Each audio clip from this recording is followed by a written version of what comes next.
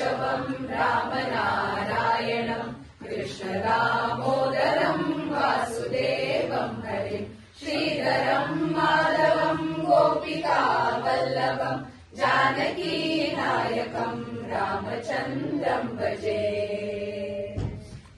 अच्युतम् केशवम् सत्यभामाधवम् माधवम् श्रीधरम् राधिकाराधितम् इन्दिरामन्दिरम् चेतसा सुन्दरम् देवकी नन्दनम् नन्दजम् सन्ददे।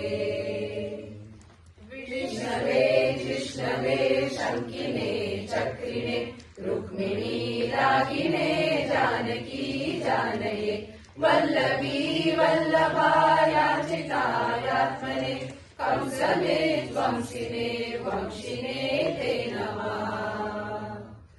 कृष्ण गोविन्द हे राम नारायण श्रीपते वासुदेवाजित श्रीनिधे अच्युतानन्त हे माधवादोक्षज द्वारकानायक द्रौपदी रक्षक।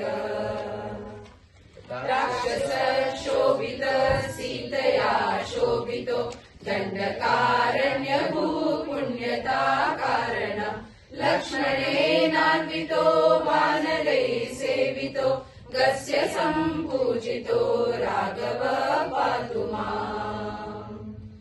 धेनुकारिष्टकृद्वेषिणा केशिहा कंसहृद्वंशिका बाधका पूतना गोपकासूरजाखेलनो बालगोपालक पातु माम् सर्वदा। विद्युदुद्योतवत् प्रस्फुरद्वाससम् प्रावृणम् बोधवत् प्रोलसद्विग्रहम् वन्यया मालया शोभितोरस्थलम् द्रोहिताङ्घ्रिद्वयम् वारिजाक्षम् भजे।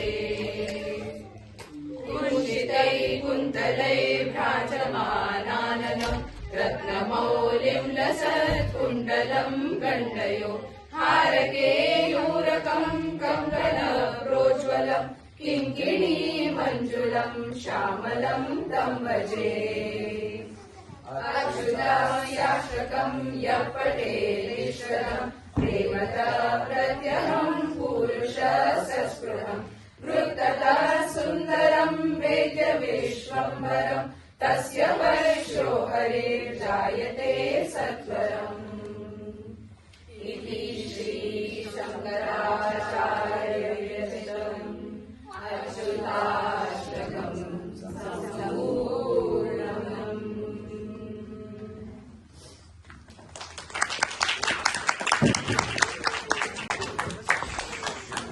Somebody's place. You can sit here. So I'll move there. I will be there. Thank you, team. That was very well done.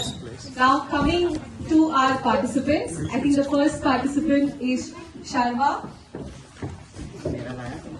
With hang on.